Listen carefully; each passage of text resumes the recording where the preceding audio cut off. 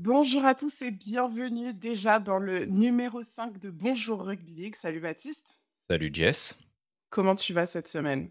ça va très bien, un super invité avec nous cette semaine, donc très heureux de cette interview à venir. Effectivement, on va retrouver en exclusivité Frédéric Kamel, l'entraîneur depuis plusieurs années maintenant de Carcassonne, 13 Carcassonne, on vous le rappelle, qui est vainqueur de la Coupe Lord Derby et qui, si on peut le dire à demi-mot, va peut-être, en tout cas espère, soupire, aspire à faire le doublé cette saison. Mais attention, Fred a des petites interrogations et des petites prérogatives par rapport à ce sujet. Baptiste, qu'est-ce que tu as on va faire le sommaire, bien évidemment, mais quelle est cette semaine ton actu, celle dont tu as véritablement envie de parler? On a fait un fil conducteur sur les premiers BRL avec Dimitriou, out, pas out, et Dimitriou est enfin out. Voilà, donc c'est peut-être l'actualité NRL de la semaine. Voilà. Dimitriou out ou pas out? Élément de réponse à la fin de ce podcast. Pour l'instant, au sommaire, on va évidemment parler de la Coupe de France avec la Coupe Lord Derby. Il y a eu différentes rencontres. C'était ce week-end du côté de Pia et du côté de Perpignan. On ira faire un point sur l'élite 1, de l'élite 2 et puis des infos croustillantes venant de clubs qui sont en train de se monter. Et ça fait du bien au rugby à 13 français. On ira évidemment voir ce qui s'est passé du côté de la Championship avec le Théo.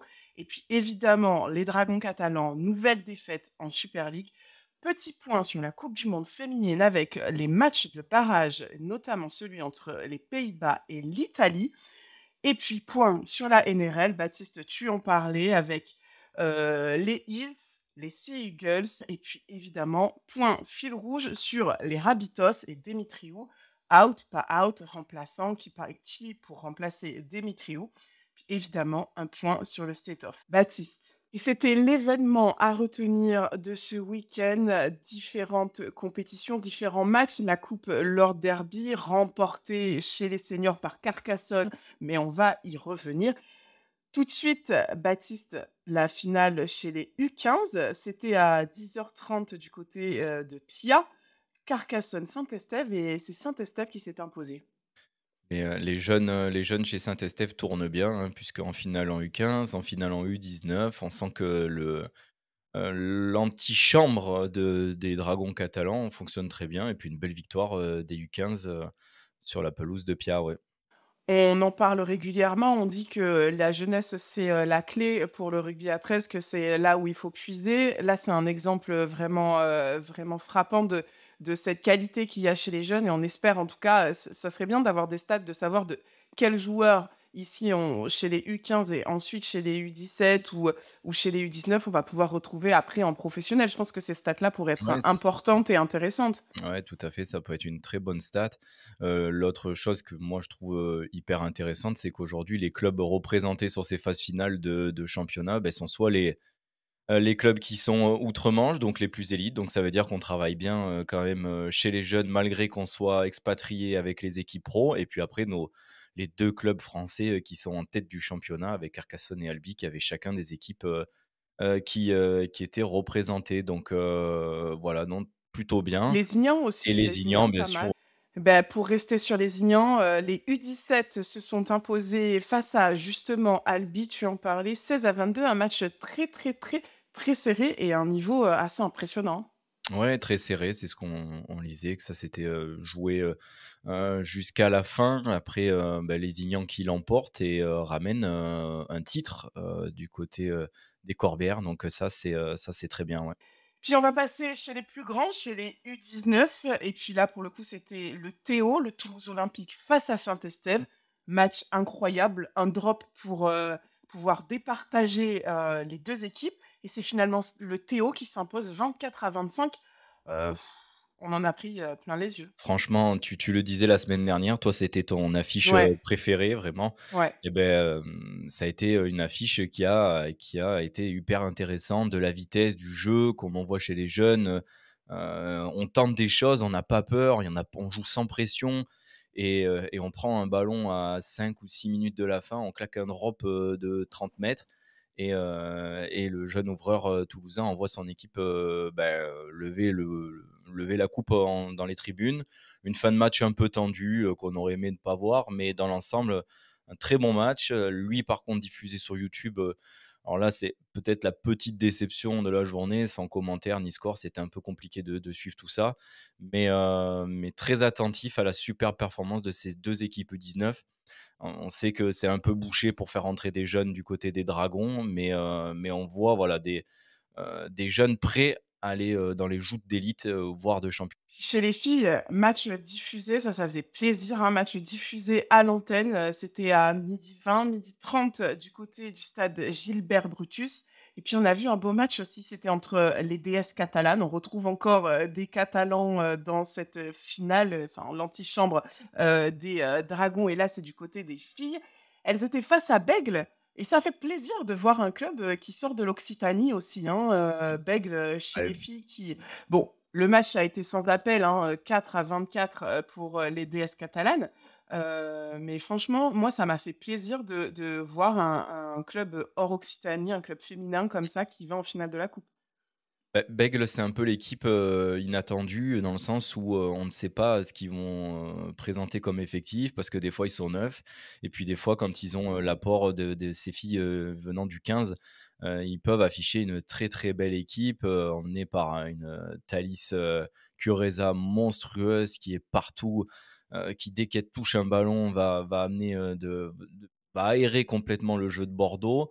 Avec des anciennes comme Michael F, toujours présente, voilà, des filles qu'on connaît et qu'on voit jouer depuis des années et une équipe de Bordeaux qui a vraiment fait douter, Perpignan en première mi-temps, Ouais. Perpignan qui a fait beaucoup d'erreurs, qui était pourtant des figures d'ultra, ultra favoris, sur ce match-là, pardon et Bègles, qui est venu un peu piquer Perpignan dans ses retranchements, qui a trouvé des situations intéressantes sur les extérieurs. Donc non, j'ai vraiment tu as raison, Bègles, ultra intéressant, ouais. Mais après, voilà, le score est malgré tout sans appel, hein. Faut rendre à Ouais, bah, César après ce qui appartient à c'est César, hein. ça. 24-4, Mmh mh. Bègles a les fini par Catalanes craquer ont après physiquement, voilà, c'est peut-être une ça. profondeur de banc qui n'était pas, suffisante pour ce genre de match-là et puis Perpignan a appuyé, après avec sa puissance, bien emmenée par Leila Bessali, le retour, d'Ophélie. Voilà donc de la puissance, un jeu au pied qui fait reculer. Eh ben, tu vois, moi, je suis, partisane de me dire que Perpignan peut faire le doublé, tu vois? Je les vois bien parties, mais même quand, c'est le feu, elles arrivent à éteindre ce feu-là et à faire en sorte de calmer le jeu et à réimposer leur rythme et leur puissance et c'est là où elles sont fortes. Elles s'affolent pas, en fait. Il se passe des choses, on fait des fautes, on fait machin, mais on s'affole pas et on prend le temps et on pose notre jeu pour, aller, effectivement faire reculer l'adversaire, rentrer fort, rentrer dur et moi, c'est en ça où j'ai trouvé, Perpignan, hyper intéressante, sachant qu'il y a aussi beaucoup de renouveau dans cette équipe de Perpignan. Alors, il y a évidemment Leïla, on parlait d'Ophélie, on parlait de certaines cadres de l'équipe de France, mais aussi des jeunes qui sont en train de monter et qui sont très intéressantes à regarder. Ouais, ouais, ouais, mais de toute façon, elles font figure de favoris. Elles ont été, énormes toute cette saison. C'est le plus gros effectif, du championnat, oui, le doublé est fortement possible du côté de Perpignan, ouais. Et puis, on va décortiquer cette, grosse rencontre, celle qui évidemment était sur toutes, les bouches. C'était Carcassonne face à Lézignan. Lézignan qui s'est incliné 22-6 face à l'ogre Carcassonne qui n'en a fait qu'une bouchée. On a la chance dans Bonjour Rugby League de recevoir Fred Kamel, qui est l'entraîneur de Carcassonne, triple, vainqueur de la coupe lors de derby d'affilée, 17 titres en tout. Bonjour Fred. Est-ce que vous avez bien fêté ce nouveau trophée? Pour ma part, on va dire que j'ai passé l'âge, donc je suis un peu plus vieux, mais je sais que les joueurs ont fait ce qu'il fallait et se sont, couchés tard ou levés tôt, ça dépend comment on le prend, mais je sais qu'ils en ont bien profité et c'est tout à fait normal que, voilà, nous là-dessus on regarde pas, c'est des garçons qui sont, qui savent être, raisonnables et puis bon là on ferme un petit peu les yeux, mais ils ont travaillé dur pour ça et ça fait aussi partie de l'esprit rugby et là-dessus, on regarde pas trop. Une nouvelle fois vainqueur de la coupe. Comment est-ce qu'on vit ça? C'est la 17e, je crois? pour le club de Carcassonne? C'est la 17e à Carcassonne en 84 éditions, mais c'est surtout la 3e d'affilée pour nous. J'en avais déjà gagné une en tant qu'adjoint en 2017 aussi. Donc sur les 5 dernières éditions, on en a gagné 4. On ne se lasse jamais de gagner. C'est ce qui motive vraiment les joueurs et cette envie de gagner de tout le temps et ça ne nous lâche pas. Il y a quelques semaines, tu voulais pas parler de doublé, tu le disais dans une interview. Est-ce que maintenant qu'une case est OK, c'est coché, est-ce qu'on peut en parler? Honnêtement, c'est pas ce qu'on dit et c'est pas comme ça qu'on fonctionne. Et c'est vrai, il y a des gens qui nous disent, oh, tu y penses. Évidemment qu'on y pense dans un coin de la tête, mais le véritable objectif, c'est la demi-finale. L'erreur l'année dernière de dire on veut faire le doublé, non, le but, ça sera d'être champion de France. Ça Mm. sera pas de parler de doublé ou un truc, ça sera d'être champion de France. On veut vraiment être focus, respecter les adversaires qui vont se présenter parce que, voilà, il va y avoir soit Pia, soit les Lignans. Que ce soit Pia, ben, c'est une équipe qui est vraiment, composé d'excellents joueurs, très expérimentés. Il y a beaucoup d'anciens champions de France, que ce soit avec les Catalans ou avec les Lignans, d'anciens joueurs de Super League dans cette équipe. Les Lignans, si on les reprend, ils seront très très revanchards aussi. Donc c'est vrai, ça serait faire injure à ces équipes-là que de dire on va penser au doublé et affronter Limoux, Albi ou les Catalans. Non. Donc on a toujours fait ça depuis le début de la saison et c'est vraiment les matchs les uns derrière les autres. Fred, comment on prépare le fait de rejouer que maintenant le 12 ou 11 ou 12 mai? Comment on étale en fait la préparation sur ces 10-15 jours, voilà. Mais après, on a un petit peu nos habitudes, mais là, c'est vrai que par exemple, cette semaine, on va axer sur la récupération. Et donc, demain, on va faire une séance de musculation, on va dire pas très intensive, mais qui va permettre de réactiver un petit peu le corps. Et derrière, avec une séance cardio au niveau d'un bike pour faire justement monter un petit peu le rythme, mais sans risque justement de blessures ou de déchirures ou de trucs comme ça, puisque ça sera crescendo. Et jeudi, on fera une grosse séance terrain. Et vendredi, voilà, par exemple, ils seront de repos. Et samedi, on a une journée qui est prévue ensemble, justement, pour travailler aussi sur la cohésion avec, si le temps le permet, du ball trap. Sinon, ça sera autre chose. Et puis le soir, on mange tous ensemble avec les femmes, les épouses pour, voilà, travailler aussi sur l'aspect mental, le bien-être, le bien vivre ensemble parce que c'est important. Et c'est quoi la sauce Fred Kamel, le secret? Il n'y a pas de secret. Honnêtement, je fais les choses avec beaucoup d'investissement, mais je sais m'entourer. Et c'est un vrai travail d'équipe hein, parce que voilà, j'ai un staff à mes côtés qui est extrêmement précieux et extrêmement compétent. J'ai Teddy Sadawi comme entraîneur adjoint qui est en charge de la défense et on a vu que sur cette finale, ça a été un des gros points clés. J'ai Gérard Bassetto au niveau de la vidéo qui fait un travail fabuleux aussi. J'ai Quentin Raghini qui est préparateur physique et les joueurs sont en très grande forme puisqu'on a aucun blessé au niveau musculaire. Et après j'ai un staff médical qui fait un super boulot et qui sait remettre les gars en forme quand il le faut. Je pense que depuis qu'on joue aussi, on s'entraîne sur synthétique. Alors je sais pas s'il y a un lien de cause à effet, mais on s'entraîne beaucoup sur terrain synthétique et c'est un synthétique nouvelle génération. Et c'est vrai que on n'a pas les problèmes, par exemple, de glissade sur des terrains boueux. On n'a pas de problème non plus d'appui. C'est assez souple. L'été, par exemple, sur les reprises où des fois on peut avoir des terrains très très secs qui peuvent créer des périostites ou des trucs comme ça. Ben nous, on n'a pas ça. On a toujours le même lien, cette espèce de même rebond. Donc, est-ce que ça a un lien? Je sais pas, mais il est vrai que depuis qu'on est sur ce terrain-là, ça limite aussi les blessures, mais après les joueurs font aussi attention, prennent soin d'eux. On marche aussi au feeling, c'est-à-dire que quand on estime qu'une séance est un peu trop dure ou qu'on sent que les joueurs sont un peu trop dans le rouge, on va s'arrêter. Et après cette année, on n'a pas hésité quand les joueurs avaient fait beaucoup beaucoup d'efforts à dire écoutez, vendredi on est off, on joue pas ce Mm. week-end, là vous avez récupération. Ou là, on va alléger. Là, par exemple, demain, au lieu de faire une séance terrain, il pleut, il fait pas beau, on va aller faire une séance de musculation et de bike avec notre partenaire de l'Orange Bleu. Et voilà, on essaye de travailler comme ça, un petit peu au feeling, en échangeant au niveau du staff, du ressenti des joueurs aussi, puisqu'ils ont tous les vendredis et après chaque match un questionnaire où ils répondent sur justement le ressenti du travail de la semaine. Est-ce que c'était dur, très dur, etc. Et donc Quentin analyse tout ça et nous dit bon, je vais adapter un petit peu la séance. Là, les gars, il faudrait qu'on fasse un peu plus doucement. Là, il faudrait au contraire monter un petit peu le curseur. C'était un peu trop léger. Et voilà comment on fonctionne. Est-ce que on sent que la philosophie a un peu évolué au fur et à mesure de ton expérience? Qu'est-ce qui a fait que tu t'es orienté vers ça? Voilà, cet état d'esprit, cette philosophie aussi de protéger les joueurs, d'écouter les joueurs. On entend beaucoup d'entraîneurs dire voilà, j'ai changé de cette philosophie, je suis allé plus vers l'écoute des joueurs. Qu'est-ce qui t'a amené à aller vers ça? Alors après, je sais pas si j'ai toujours été dans le dialogue depuis que j'entraîne, etc. J'ai toujours été proche de mes joueurs.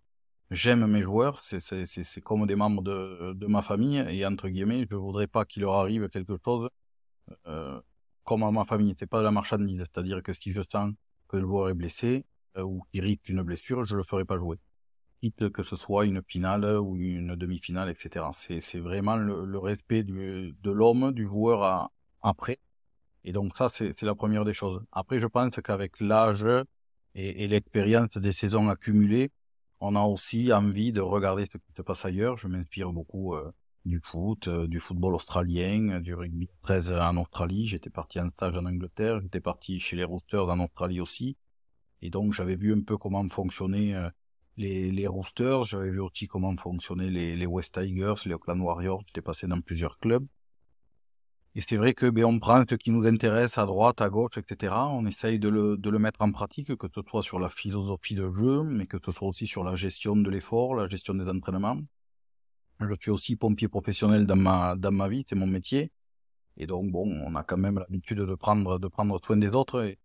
Et je pense que ce il faut que les joueurs soient bien dans la tête. Si les joueurs sont bien dans la tête, ils viennent et qu'ils ne pensent que rugby, forcément, derrière, sur le terrain, ils le rendront. Quand vous êtes bien dans votre tête, bien dans votre vie, et derrière, vous êtes bien sur le terrain. Et c'est ce qu'on essaye de faire en sorte. Pour l'instant, en totale hégémonie, vous maîtrisez le championnat d'une façon assez spectaculaire. Comment est-ce que tu fais, toi, pour maintenir un tel niveau d'engagement chez tes joueurs, sachant que tu as des joueurs qui ont joué en NRL, qui ont vraiment un gap de niveau impressionnant. Comment est-ce que toi, tu arrives à les maintenir motivés et engagés dans ce championnat d'élite 1? Alors déjà, je pense que c'est au tout départ, en fait, au tout départ, quand on choisit nos joueurs, alors on a tout un noyau de joueurs qui s'est installé et beaucoup d'anciens Carcassonnais qui sont passés par la maison des jeunes, mais aussi des joueurs qui étaient partis des Carcassonnais, qui étaient partis à droite à gauche, qu'on a récupérés, comme Bastien Canet, comme Alexis Alberola, etc., qui sont revenus au club. Et puis après, on va chercher des garçons qui sont de bons joueurs, mais sont d'excellents bonhommes et on sait que la mayonnaise va prendre. C'est-à-dire que si un joueur est bon, mais qu'on sente que ça va pas le faire, ça va pas passer au niveau des caractères, on le prend pas. Et la plupart du temps, on va chercher des compétiteurs. Je prends l'exemple de Morgan Escarré qui a gagné la Super League avec Wigan. C'est un compétiteur. Tous les joueurs que j'ai dans ce squad-là, je crois que même sur un match à toucher, sur une partie de baby-foot, etc., ils jouent leur vie, quoi. Ils jouent leur vie et des fois, c'est jamais à se battre, mais c'est à râler vraiment. Et puis l'équipe qui a gagné le match à toucher va brancher l'autre et c'est vraiment la guerre pour pas perdre, quoi. Et c'est ce qu'on aime. Moi, j'ai exactement ce tempérament-là aussi. Je sais que moi, je fais une partie de cartes avec mes enfants, même s'il a 9 ans, le petit, c'est interdiction qui gagne. Sinon, je ne dors pas de la nuit, je suis malade. Mais, mais c'est exactement pareil avec les joueurs. Teddy Sadawi, c'est exactement la même chose. Et donc, on est tous dans cet esprit-là. Et je crois qu'on plus la défaite que ce qu'on apprécie la victoire. Tu viens de signer pour un an de plus, qu'une seule année? J'ai toujours fait comme ça, c'est-à-dire que toujours un an, jamais deux parce que voilà, j'ai une situation professionnelle au niveau des pompiers et faire les deux c'est très très compliqué parce que c'est vraiment deux métiers distincts mais qui prennent beaucoup de temps.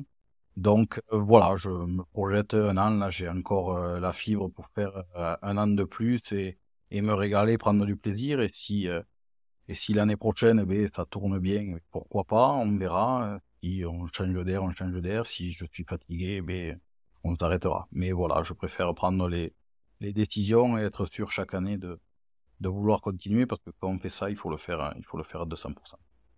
Est-ce que, tu es plus pour aller vers l'Angleterre ou vers le développement, d'un championnat français? Après, il y a toujours, de ce qui est possible ou pas, hein, mais utopiquement, voilà, plutôt, qui te fait rêver, c'est quoi? C'est d'aller jouer en Angleterre parce que c'est la Super League, parce que voilà, c'est le haut du niveau, c'est le deuxième championnat mondial ou alors c'est peut-être construire quelque chose de plus grand en France? Voilà. Ah, c'est sûr que si on avait la possibilité de construire quelque chose de plus grand en France, évidemment que j'aimerais partir sur ce projet-là. Ça reste notre pays, mon pays, et que moi, voir rayonner le rugby en 13 en France, ça serait fabuleux. Je me rappelle avoir joué à l'époque pendant 3 ans à Rouen. Il y avait des équipes à Rouen, à Marseille, etc. Et moi, ça me plairait vraiment de pouvoir développer un championnat professionnel en France. Ça serait fabuleux. On l'espère, hein. Après, voilà, nous, c'est pour ça qu'on se projette en Angleterre, parce qu'on a envie de passer le cap. Voilà, on a envie d'être professionnel, on a envie de donner autre chose aux spectateurs, voilà. Et puis même aussi au niveau des joueurs, parce qu'il y a aussi de temps en temps une certaine forme de lassitude de toujours jouer les mêmes matchs. Et voilà, on avait aussi prôné pour qu'il y ait un genre de petite coupe d'Europe avec, pourquoi pas, les 4 premiers du championnat élite qui joueraient les quatre premiers de la Ligue 1 une année, ou pourquoi pas deux et deux du Championship aussi, ou du milieu de tableau, mais voir quelque chose qui soit possible pour aussi avoir ce côté Coupe d'Europe comme au foot ou au rugby qui quand même pourrait attirer de nouveaux spectateurs, peut-être de nouveaux investisseurs aussi, et avoir une vision. Moi, je vois que quand on parle d'Angleterre aujourd'hui, qu'on parle à des sponsors, qu'on parle à, à des politiques, ça intéresse les gens. Quand aujourd'hui on dit à Carcassonne, il peut y avoir 1000 Anglais qui viennent tous les week-ends visiter la cité, etc. Croyez-moi que vous intéressez les gens se disent, oh, attends, peut-être quand même quelque chose à faire, c'est quand même pas mal. Donc, on voit ce qui se passe au niveau de Perpignan, la résonance que ça peut avoir au niveau du tourisme et de tout ça, et de l'impact sur une ville. Et je pense qu'à Carcassonne, quand vous avez l'aéroport, quand vous avez la cité de Carcassonne, la mer à moins d'1 heure, vous avez quand même des arguments qui peuvent plaire, que ce soit à tous les institutionnels, aux sponsors qui pourraient aussi s'expatrier en Angleterre. Donc voilà, c'est tout ça qui est à prendre en compte, hein, mais pour l'instant, on ne sait pas trop où on va. On aimerait, nous, engager cette voie. Si la fédération arrive à créer quelque chose, bien sûr que Carcassonne n'en fera pas. La prochaine étape pour le recrutement, là, vous y êtes déjà, vous y penchez On déjà. commence à regarder un petit peu, même si honnêtement, en jouant des phases finales, c'est compliqué parce que être sur plusieurs tableaux, c'est difficile, mais on discute avec quelques joueurs, mais il y a rien d'officiel, c'est juste, voilà, on se croise, on en parle l'année prochaine, qu'est-ce que tu veux faire, etc.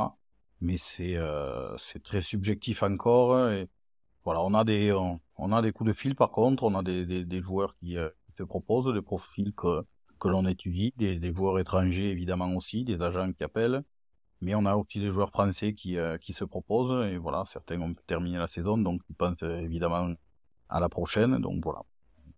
On regarde, mais honnêtement, c'est compliqué en étant vraiment investi sur ces phases finales-là, de pouvoir passer au contrat de l'année prochaine. Merci Fred pour ta disponibilité. Alors, les yeux d'ores et déjà rivés sur l'Angleterre et les prochaines marches à atteindre, Baptiste, mais si on peut revenir juste sur ce match d'anthologie qui a été absolument incroyable, est-ce que tu peux nous en faire ton analyse? Bah, Carcassonne qui montre, toujours sa supériorité, mais là qui nous a montré, et sur ces derniers matchs, cette solidité, défensive. Et là, Lézignan a vraiment donné, chair de sa peau, a tenté, tenté, tenté, a eu le ballon, a eu la possession et on sent la patte, et ça, Fred le disait dans une autre interview, on sent la patte Alan Walsh, mais Lézignan a vraiment tout donné dans ce match et Carcassonne a tenu ses coups de butoir énormes, mais par contre, là où ils sont très bons, c'est ce pragmatisme et d'être très réaliste du côté de Carcassonne. On a une occasion, on marque. Voilà. Du réalisme, dur défensivement, en fait, toutes les qualités d'un futur champion et peut-être d'une équipe qui fait le doublé, voilà. Justement, j'allais te poser la question, lui, Fred, il préfère ne pas en parler. Il est très clairvoyant sur ce sujet. Il veut vraiment, au-delà Step du by step, respect des adversaires, il veut, voilà, avancer, pas à pas dans ce championnat. Toi, tu les vois mal ne pas faire le doublé. Bah, en fait, je les vois mal faire le doublé quand on voit ce qu'ils Ne font sur pas ces faire finales. plutôt. Ne Tu as pas fait un faire, pardon. lapsus là. Oh le lapsus. Ne pas faire le doublé. Par contre, par contre, il y a quand même Albi et Albi, Mmh. est la seule équipe qui les a battus 2 fois cette saison. Albi est sorti tôt en coupe, donc a mis tout sur le championnat. Albi est allé gagner à Carcassonne. Albi a gagné à la maison contre Carcassonne. Il faut passer, là je suis d'accord avec Fred, il faut passer les phases de demi, mais ce Albi Carcassonne, me plaît On achète, hein? énormément. Voilà, on l'achète, ouais. Ouais, on l'achète. Et bien, affaire à suivre. En tout cas, on s'est promis de faire un point avec Fred à la fin du championnat pour voir si OK, on pourra enfin évoquer, cette double casquette de champion. Donc, rendez-vous est pris à la fin du championnat avec Fred Kamel. Et puis, on va faire le point sur l'élite 1 avec, les barrages. C'est ce week-end. On retrouvera Limoux, Saint-Estève et Pia, Lézignan. Ça va encore envoyer du lourd, hein. Ah bah, encore, encore des très gros matchs, Ça va envoyer des épaules, hein. Lézignan qui sort de sa finale, perdue et qui va vouloir, retrouver Carcassonne, en demi-finale. Pia, qui fait une superbe saison, qu'on a peut-être un peu moins entendu, mais qui a une très belle, si je dis pas de bêtises, 4e place. Donc non, ça va être super et Limoux qui affronte les jeunes de Saint-Estève. Donc pareil, Saint-Estève qui finit un peu plus, difficilement. Mais moi, allez, je vois bien Limoux et un Lézignan-Pia très serré. Je sais pas pour Lézignan-Pia, mais Limoux, je les vois quand même, remporter ce match, ouais. Eh ben, on prend les paris, hein. Tu dis, Et toi? combien? Moi, alors, ça dépend si j'écoute mon cœur Voilà. ou si j'écoute ma raison. Eh Ils ben, sont très fais les 2 pronostics. Voilà, ils sont très rarement d'accord. Donc, si j'écoute mon cœur, j'ai vraiment envie que les jeunes de Saint-Estève, gagnent le match parce que, justement, c'est des jeunes et que je trouve ça intéressant de pouvoir aller, taper fort, comme ça dans une équipe de Limoux qui a de l'expérience à ce niveau-là, en fait. Et je trouve ça hyper formateur et j'adore quand les jeunes, ils créent des exploits. Mais effectivement, si ma raison, prend le pas, ça va être plutôt Limoux. Et chez Pia Lézignan, moi Ah, ah on sait pas de quel côté va tourner la pièce, hein. moi j'ai bien envie que Pia l'emporte. Voilà. Je sais pas si ça va être le cas, mais j'ai bien envie que Pia l'emporte parce que je trouve qu'ils font une très, très belle saison. Ils ont eu des hauts, des bas, mais ils ont une superbe équipe et quand ils arrivent à se mettre en place véritablement en fait, c'est juste que, Lézignan, mais Pia aussi, ce que je dis, ça allait être pourri, ça allait être de la merde parce que j'allais dire, Pia, Lézignan, on a l'habitude de les voir là, mais Pia aussi, en fait, ça n'a pas Ouais. de sens ce que je dis. Mais je sais pas, cette année, j'ai envie que ce soit Pia. Voilà. L'année prochaine, ça sera Lézignan. Mon cœur ira à Lézignan. Cette année, mon cœur, il est à Pia. On va dire ça. Je sais pas Rendez-vous si c'est semaine très. prochaine pour, savoir si c'est le cœur ou la raison qui ont eu, Ouais, mais raison. j'aurais D'accord. toujours, je pourrais dire: «Ah non, mais je savais pas». Je trouverai toujours une solution pour éviter la Un jour, on déroute. mettra de l'argent dans nos paris, Jess. Ouais, grave, Voilà. grave. On est tellement riches. Tu auras peut-être Heu, notre du cœur. Du côté de l'élite 2, c'est la finale du championnat et c'est, samedi, c'est Villegayen qui face à Villefranche, le premier contre le deuxième. Bon, ben, voilà, l'ordre est respecté. Est-ce que C'est ça. l'ordre définitif, va rester comme ça à l'issue de ce match? Ça va être aussi, une belle Ouais, bataille, hein. c'est une finale, donc tout est possible, mais Villefranche a tellement été au-dessus, de tout le monde cette saison qu'on voit pas comment ils pourraient ne pas remporter ce championnat qui leur, tend les bras, mais qui de mieux que le deuxième e et Villegayen qui fait aussi une superbe saison pour aller, casser un peu, la fête et le dernier épisode de ce championnat Elite 2 et aller récupérer, dans un dernier match, un titre, qui peut-être, allez, la logique voudrait qu'il revienne à Villefranche, ouais. Et ben, les pronostics sont également lancés de ce côté-là, même si, les bookmakers sont plus du côté, pour l'instant, de Villefranche. Mais en tout cas, affaire à suivre. Le match, si vous voulez le suivre, il est ce week-end à Lézignan. Et puis des petites infos récupérées par le fouineur Baptiste, le fouineur des réseaux. Alors, ça bouge du côté de Montpellier, ça a déjà beaucoup bougé durant les années précédentes. Montpellier, on a des épisodes, ils sont longs comme ça, il y a des saisons, on n'en parle même pas.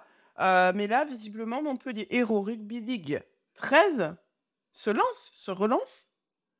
Ouais, je Qu'est-ce qui pense se qu'on est passe? plutôt sur une relance, hein. C'est un nouveau naming pour, le club des Sharks de Montpellier qui a fait couler, beaucoup d'encre, beaucoup de commentaires, ultra sympas sur les réseaux sociaux, comme on a l'habitude de voir dans notre sport. Mais non, mais une équipe qui devait partir en Élite 2, puis finalement était descendue en division nationale 1, que moi personnellement j'ai affronté. Ils étaient venus à 11, 10, 11, voilà, qui avaient annoncé des très grands noms, des étrangers, des choses comme ça et puis au final, pas grand-chose. Léon Price, à un moment, non? Était Ouais, des annoncé? choses comme ça, oui, oui. Ouais, Ouais, je me souviens. des très grands joueurs. Et là, on a changé un peu de nom. Alors on pourrait croire que, si il y a le nom MHR, donc le club, emblématique, 15 de Montpellier. Moi j'aurais aimé que, il y ait, une entente avec le MHR comme le font un peu le Stade Toulousain et le TO13, qui sont assez proches quand même. Ouais, mais on Et n'est pas puis, là, on est sur un club où il y a personne encore, donc voilà, c'est ça, il y a pas de il y a rien, mais Mohamed Altrad, le président du MHR, a mis de l'argent dans les Dragons catalans et donc avait dit qu'il avait un attrait pour ce sport-là. On aurait pu imaginer dans un premier temps, que ça, voilà, il y avait quelque chose comme ça derrière. Bon, c'est peut-être à juste un voir. naming des Sharks. Mais ça bouge, Ouais. voilà, on peut trouver qu'il y a des événements qui sont prévus pour le début d'année, une cagnotte, sorte de cagnotte litchi pour recruter des joueurs issus du Cameroun, enfin, voilà. Ça va nourrir encore l'actualité de l'été à mon avis. Ouais, ça vous pouvez y aller, vous pouvez commenter en tout cas, on va suivre ça avec, beaucoup, d'attention. On va voir surtout si ça démarre en septembre.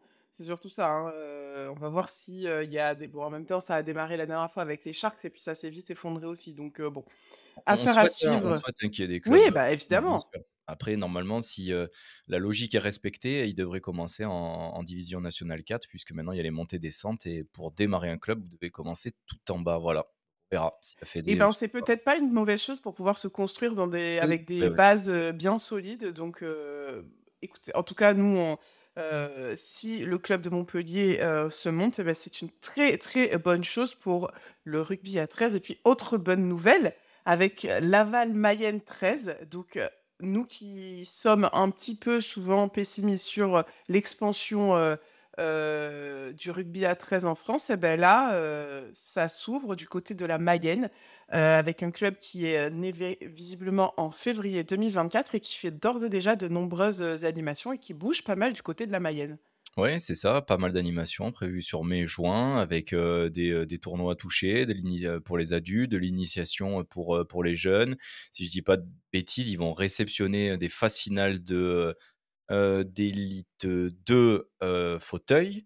Donc, Oh, non, c'est c'est très génial. bien, voilà, c'est génial, un club, qui paraît très dynamique dès son ouverture moi ça me donne en fait et ça j'espère qu'on aura bien demain une poule, plutôt typée Nord avec les gens de Nantes, de Mmh, Vertou, de Châtillon, de mmh. voilà tous les de Corbeil, et peut-être ce club de Mayenne donc, non, non, c'est, très, très bonne nouvelle, de voir du rugby à 13 dans ces zones-là de notre pays, ouais.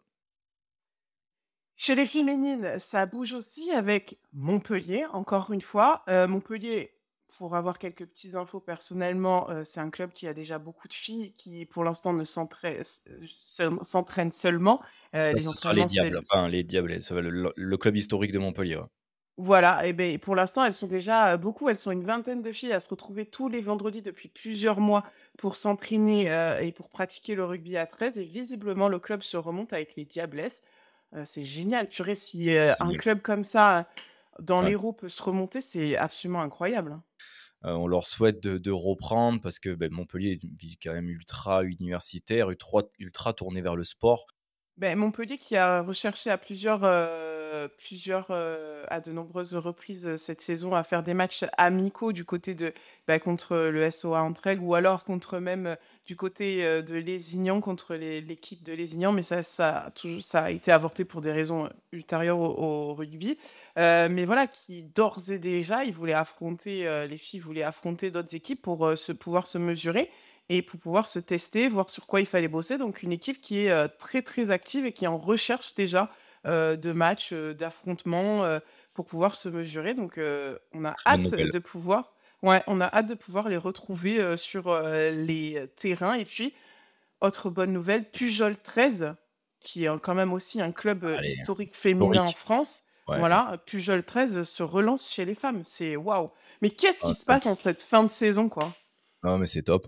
On adore voir ces clubs-là historiques qui ont gagné des championnats, enfin qui avaient une équipe, c'est une équipe monstrueuse, Pujol, Ah une ouais, petite ah ouais, dizaine Pujol, elle d'années, faisait mal, hein. Elle faisait mal. emmenée à l'époque par seconde ligne et joueuse d'équipe de France Delphine Lacoste, euh, qui est peut-être moi, c'est une joueuse que je trouvais exceptionnelle. Mais donc, non, très très bonne nouvelle de voir Pujol se relancer. Voilà, Pujol se relance, Montpellier se relance. Donc, non, très bien, très bien, très bien. Continuons. Ouais, et puis, Voilà. peut-être aussi, on entend des petits bruits de couloir du côté de Carpentras. Ouais, oui, oui, il se dit que Carpentras essaierait de monter une section féminine. Ils avaient communiqué là-dessus dans l'hiver ou à l'automne. Eh ben, l'idée en tout cas, est belle et puis on a hâte de voir ce début de championnat, ce début de saison prochaine pour pouvoir, suivre tous ces nouveaux clubs. En Championship, nouvelle défaite du Théo, c'était face à Wakefield, le week-end dernier, 28-12, 6-2 à la mi-temps. C'était plutôt serré et ça s'est décanté en seconde partie de jeu. Que dire? C'est compliqué. C'est compliqué du côté de Toulouse. On a du mal à trouver la solution. On essaye de mettre le jeu habituel de Toulouse en place, mais ça suffit pas parce que ça craque défensivement. Ça fait toujours ces petites erreurs un peu gênantes, hein, puisque ça oblige l'équipe à redéfendre, redéfendre, redéfendre. Donc, on va voir un peu ce qui se passe du côté de Toulouse, mais là, on sent qu'on a du mal à trouver la solution, ouais. Toulouse, qui va devoir se remobiliser, parce qu'effectivement, ça fait, de nombreuses, défaites en ce début de championnat, de Championship. Ça commence à être, plutôt compliqué pour les hommes de Sylvain Houlès. Et puis, les Dragons catalans qui, se sont, effondrés, c'était sur la pelouse de Lille la semaine dernière, 30-2. Heu, que dire? On a grillé un joker, même si, on ne pouvait pas dire que enfin, ouais, clairement, on a grillé une carte, on en a grillé une en cup, là, on en grille une là. Quand je dis ça, ça veut dire qu'on fait des prestations qui sont pas au niveau. Alors l'équipe était, très remaniée, mais l'équipe remaniée a gagné Saint-Helens, quoi. Donc là, ouais, c'est compliqué. C'est vraiment compliqué. On n'a pas trouvé la solution. On s'est fait, déborder dans tous les sens. On a fait beaucoup, beaucoup de fautes. Donc, ouais, pas mal de choses à corriger, du côté des Dragons catalans, ouais. Et ben, moi, je suis pas du tout d'accord. Ah bah, comme ça, au moins. Non, je suis pas du tout d'accord dans le sens où, j'ai trouvé que défensivement, les Dragons catalans, ont été solides. Si tu regardes les stats, de l'avancée des mètres sur les 5 tenues, ça n'avance pas tant que ça. Alors oui, ils se sont fait déborder, mais ils ont aussi beaucoup avancé. Lille a bénéficié d'un arbitrage assez favorable, hein, ça, il Allez, faut quand voilà, même, ça y est, les phrases de non? ça, les Non, phrases non. de catalan. Non, c'est bon. Ah! Ça faisait un Si! moment. Non, mais à un moment donné, je Non, mais vois pas attends, pourquoi on pourrait pas le dire. c'était le frère de la légende Moore. Eh, C'est de oui, frère en frère, bah, tu vois? Qui sont bah, non, mais en fait, si on prend factuellement, tu prends les stats sur les mètres avancés et de Lee et des Dragons, je suis désolée, moi de dire qu'en défense, il y a eu des trous, alors oui, il y a eu bah oui, quelques sur les manqués. extérieurs, Ben oui, mais sur les trous. quand tu vois que sur, les la plus de la moitié des chaînes de tenue, Lee prend même pas 30 mètres sur les 5 tenues, je suis désolée, on peut pas dire que défensivement, les Dragons n'étaient Ouais, pas mais là. moi, ce que j'ai aimé du côté alors, c'était Mais appréciable après, de attends, regarder Lee jouer. juste, excusez-moi, mais pour moi, Lee a fait un super Ah mais bon non, mais match. c'est là que Voilà, le finis, contraste, il est là. je finis ma petite, petit résume du match de la semaine dernière. C'est que Lee, offensivement, ils se sont dit: «De toute façon, c'est les Dragons, on va peut-être en prendre une». Ils ont tout envoyé, quoi. Ça arrivait dans tous les sens, du jeu, heu, beaucoup de vitesse sur les extérieurs. On a tenté, on a flashé dans tous les sens. Heu, non, franchement, c'était très, très joli, c'était très agréable à voir et cette vitesse, c'est vrai elle a fait beaucoup de mal, dans l'ensemble aux Dragons, plus que l'impact physique que Lee n'a pas forcément. Mais par contre, cette vitesse, ce jeu Eh de oui. mouvement qu'on aime voir dans notre rugby à 13, Lee l'a très bien fait et a réussi à mettre à mal le pack, des Dragons catalans, ouais. Eh ben, parce que, pour moi, le souci des Dragons catalans sur ce genre de match et sur d'autres où ils perdent, c'est, qu'ils sont dans un jeu stéréotypé. C'est-à-dire qu'on veut compter sur la puissance de nos avants et on va devant et on va devant. Et ben, quand, en face, on a des joueurs qui arrivent à s'adapter à ce jeu-là et à éviter ce pack-là, eh Mmh. ben, ça déborde. Voilà, c'est surtout ça. Ils ont été plus intelligents, sur, leur gestion du jeu et leur gestion de l'équipe qu'ils avaient en face. Je parle de Lee. Ouais. Alors que nous, on est resté dans notre, système de jeu habituel, à savoir, eh ben, on envoie un, on envoie 2. Après, j'ai trouvé encore que nos 2 ailiers avaient fait des remontées de balles assez impressionnantes. Ils vont s'encastrer dans la défense adverse. On ne sait pas comment ils se relèvent. J'ai trouvé que Garcia avait fait un super bon match. J'ai trouvé que Fage avait été plutôt bon. Mais on ne sait pas déjouer à Page? partir du ouais, D'accord. bah, j'ai trouvé qu'il avait fait le job, voilà, on peut ne pas être d'accord. Ouais, ouais, ouais, non, Tes non, tes sourcils en disent long. non, non, mais Mais j'ai trouvé qu'en fait, ça manquait d'inspiration oui, mais ça, mais c'est parce un qu'on est problème, dans un jeu stéréotypé. voilà, mais après on connaît le jeu de Steve McNamara. La réalité, Eh oui.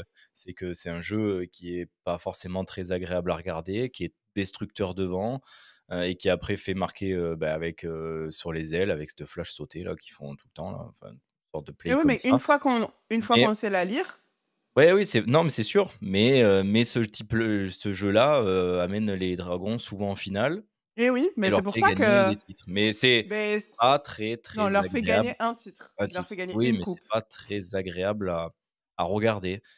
Mais Et je suis désolée sur ce tu parles de ça leur fait gagner un titre, ça leur fait gagner une coupe et sur ce match-là, ce qu'on pouvait retenir, c'est le fire de Tony Gigot. ouais, C'est oui, qui a tout. amené un Il a peu de réussi à sortir des trucs oui, mais incroyables qui sortaient je te totalement rejoins du totalement. jeu. Comme le Fire de Tompkins, qui amenait aussi ça et que là, heu, on On a un avait peu un plus début de de mal à trouver. saison un peu avec, pas forcément du Fire, mais cette qualité au pied tellement déconcertante de Jordan Abdul qui faisait la différence. Là, on l'a plus. Donc, un peu d'éclair de génie pour venir, allumer la mèche quand le pack devant ne fait pas tout. Voilà. Ouais, bah, je suis voilà. Est-ce que, le Finalement, on est problème, d'accord. bah, non, parce que moi, j'ai pas Pas trop trouvé loin. qu'ils étaient si non, mais tu vois, j'ai pas trouvé moi, je trouvais qu'en défense, ils avaient été plutôt bons, qu'ils ont des bonnes stats, qu'ils ont bien maintenu le truc, mais dès que ça déborde, ça déborde. Mmh. Dès que tu t'éloignes du pack du pack du milieu, et ben, on sait Ah plus ben oui, faire. oui. Voilà. C'est, C'est pour moi la faute, puissant au devant, jeu comme d'hab et voilà. un peu plus compliqué sur les extérieurs. Voilà, mais c'est la faute au jeu stéréotypé et c'est surtout le problème, il vient pas tant de la défense. On dit souvent qu'on gagne des matchs par rapport à la défense. Le problème, il est surtout qu'en attaque, on n'arrive pas à produire Mmh. et qu'en attaque, on ne sait pas, on fait tout le temps la même chose, on fait tout le temps la même chose. Donc, en défense, on est bon, hein. On n'est pas enfin bon, on a pris 30 pions, ça reste à discuter quand même, tu vois? Voilà, voilà, voilà. Vous Mais, voyez, petit à petit, on commence à voilà, non, non, moi je trouve pas, écoute, je suis pas, j'ai pas moi, je suis trouvé, pas, non plus dur, comme, tu sais, comme on en parlait dans un BRL dernier, comme les gens qui remettent tout en mmh. question. Voilà, on n'est pas non plus dans ces propos-là, hein, mais attention. Écoute, ils sont toujours 2e du championnat, Mais oui, ils hein? sont très bien, Visca-Drax, hein, voilà. exactement. On va rester sur cette, fin de note. Non, mais parce que c'est vrai, on gueule, mais ils sont toujours 2e et c'est Eh Saint-Étienne en oui, 1er, donc pour voilà, l'instant, ça va. Voilà. tout va bien. On a fait un faux pas en coupe, merci, au revoir. Et puis maintenant, on va se concentrer sur, le championnat, n'est-ce pas, messieurs des Dragons catalans? On va faire un point comme s'ils nous écoutaient. On va faire un point Oui, oui, sur, ils nous écoutent. Ouais, sur, la coupe du monde, féminine et sur les matchs de barrage avec, le match ultra qualitatif, Pouah. entre les Pays-Bas et l'Italie. C'est évidemment, la coupe du monde féminine. Victoire du Pays-Bas, 56-6 avec une Paige Shaw, absolument incroyable et puis, les 2 sœurs, Kennedy, qui, sont du coup pour le Pays-Bas, qui ont été, des pépites. Et ben, en fait, j'ai passé mon samedi, avec, Carcassonne, Lézignan et puis en même temps sur mon portable, ce match, Pays-Bas, Italie, sur le portable et donc je regardais et puis je me dis: «Mais c'est quand même fou que les Pays-Bas aient ce niveau-là». Et puis voilà, des essais. L'Italie qui est pourtant une équipe, qui était plutôt solide, ces dernières années, qui progressait bien et là, les Pays-Bas sans l'ombre d'un truc, au-dessus, quoi. Et après, je Et suis ben tombé donc sur un petit article de NRLW et ben, oui, on comprend mieux pourquoi il y avait certaines filles qui étaient on fait du lot. au-dessus, puisqu'il y a des filles, en fait, qui jouent en NRLW donc automatiquement, ça élève le niveau de cette nouvelle équipe de rugby à 13, ouais. Puis tu en parlais, il y a 2 semaines à la suite du match contre, de la France contre la Grèce. On disait qu'il fallait faire attention à ces équipes émergentes. On pensait pas forcément à ces jeunes filles qui ont la double nationalité, mais on disait qu'il y avait, de la qualité, qu'il pouvait se passer des choses. C'est l'exemple type, Ah mais de c'est de ce attention et de ce warning. Ah oui, oui, mais non, ça c'est purement alors là, c'est exactement ce que je me suis dit. Ça, c'est l'équipe qui va grimper au ranking en 2-2, quoi. Parce que beaucoup de vitesse, de puissance, c'est carreau. Je pense que les Italiennes ont vraiment dû avoir mal aux côtes, et encore jusqu'à aujourd'hui. Non, mais c'est un truc de fou de mettre des plaquages comme ça. Et puis de la qualité, énormément de jeu, une qualité de passe énorme. C'était un mélange, donc j'ai regardé un peu l'effectif, c'est, un mélange entre des filles qui viennent donc, de NRL, qui ont la double nationalité, enfin, qui ont des grands-parents ou des parents, Oui, donc la double. néerlandais, voilà, qui peuvent intégrer cette équipe. Et puis, des quinzistes. Donc ça fait au final une superbe équipe et moi je dis, c'est ce qui arrive quand on a la chance d'avoir des expatriés, du côté de l'Australie ou dans d'autres clubs. C'est pour ça qu'on voit, les Pays-Bas chez les féminines, à ce niveau-là. Des fois la Grèce aussi capable de faire ça, le Liban, Le heu, Liban chez les le hommes, le ouais. Liban chez les hommes, des équipes qui ont, voilà une partie, importante d'expatriés en Australie. Sur, des tournois qualificatifs ou des coupes du monde, ils arrivent à faire venir ces joueurs-là et attention au level, quoi. Eh ben, c'est vraiment, l'équipe à suivre et ce tournoi, ces barrages, ce tournoi qualificatif pour la coupe du monde va peut-être nous permettre de nous donner des billes et va peut-être permettre à l'équipe de France de bosser sur certaines choses et de rencontrer des nouvelles équipes aussi. Ça peut être hyper intéressant de se dire que dans un an, pourquoi pas rencontrer les Pays-Bas, ça peut être un bon finalement nous, on se focalise toujours sur l'Angleterre, l'Angleterre, l'Angleterre. Ouais. C'est peut-être l'idée de se dire, il faut rencontrer ces pays émergents-là, hein. Ah à mon avis, enfin, je doute pas que le staff de l'équipe de France va regarder, ce match ou l'a déjà regardé, et va tenter, une opposition, peut-être sur le début de saison prochaine, face aux Pays-Bas. Je pense que ça serait quelque chose d'intéressant.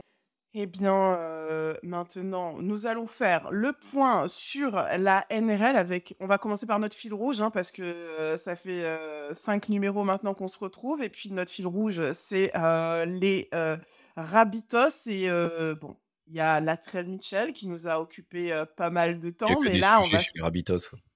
c'est ça, pour l'instant, il y a que bon, même si on en a trouvé d'autres à vous présenter.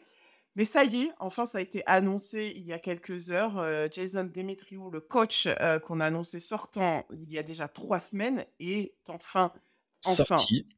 voilà, a été, on va dire pas enfin, mais a été viré, c'est ça, suite à un conseil d'administration.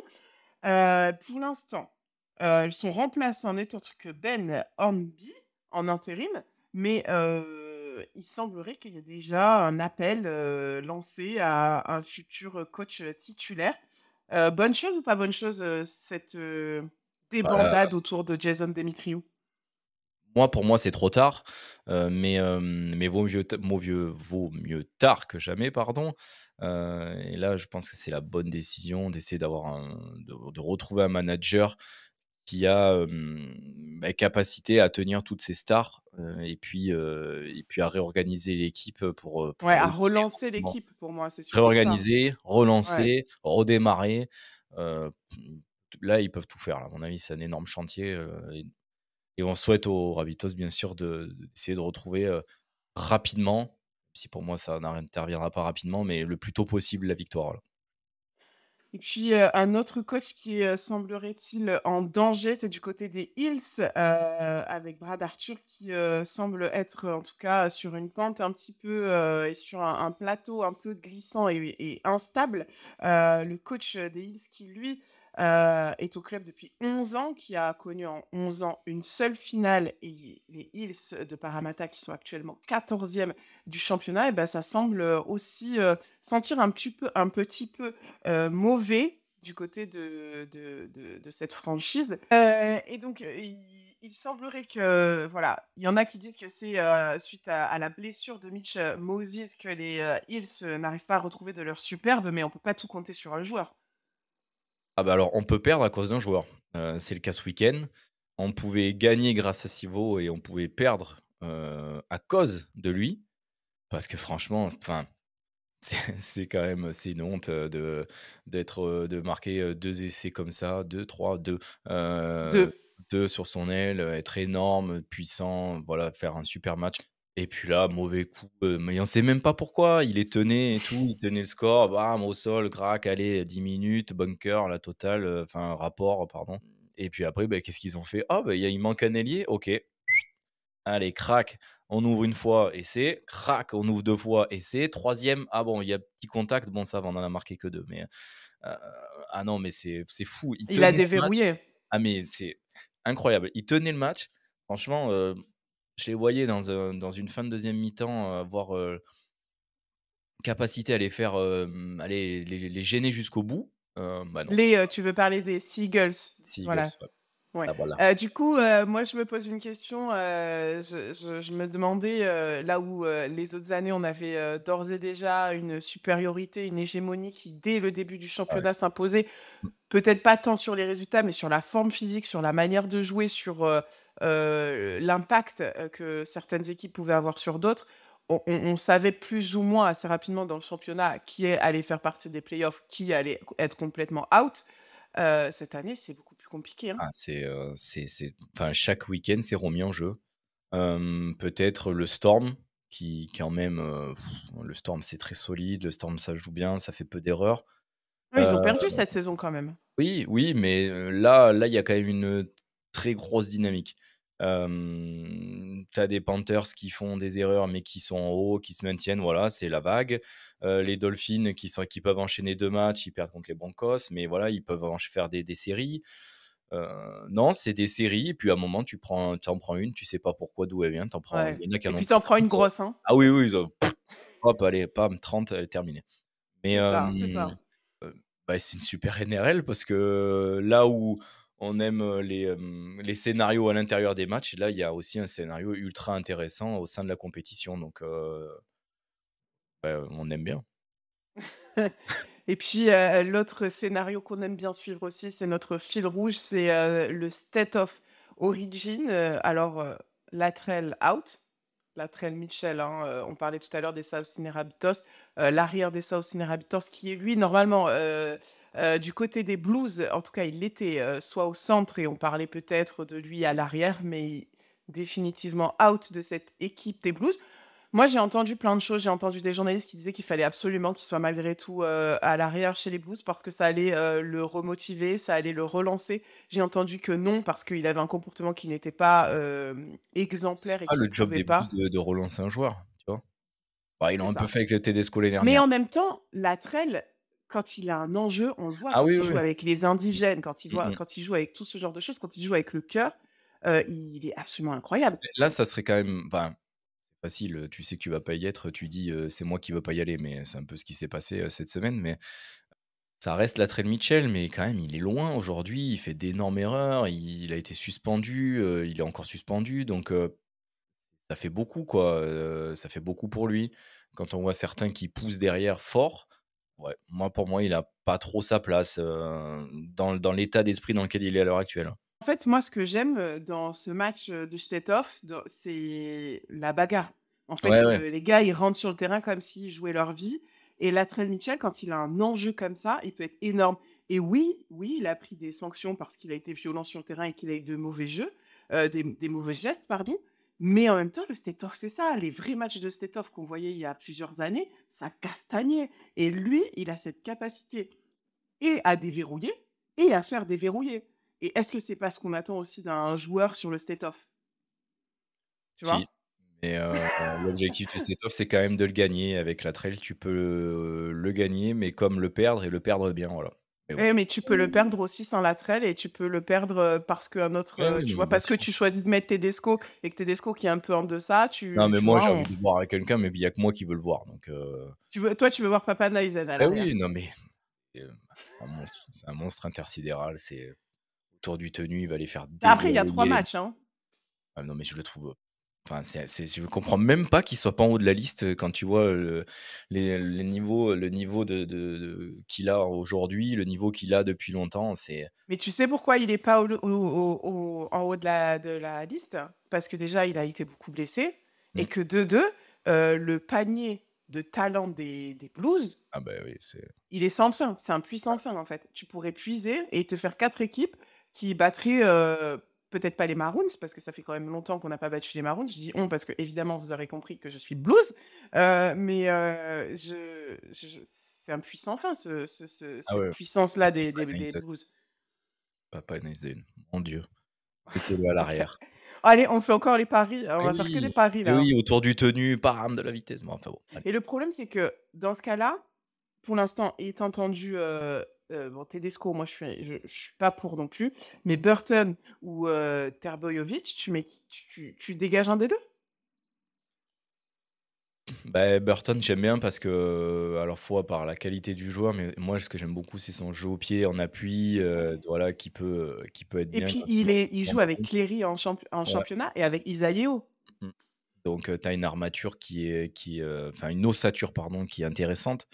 Trebojevic, fait une belle saison quand même, donc Moi, match un peu il plus m'agace un moyen ce peu, il est week-end. lisse. Ouais, voilà, Papanaisen.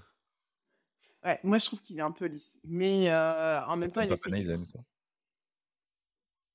est-ce que du coup tu passerais à l'aile? Bah non, tu peux pas. Bon bref, les débats sont Mais de lancés, toute façon, on après, il va y aura que des arrières, hein, les 3 quarts du temps, tu as, un arrière en centre, un autre arrière en centre et un arrière à l'arrière, donc au moins, oui et il y a même une année où ils avaient mis Jack Whitehead qui est lui, normalement qui était ouverture, à Canberra, ils savaient pas où le mettre, ils l'ont mis au centre.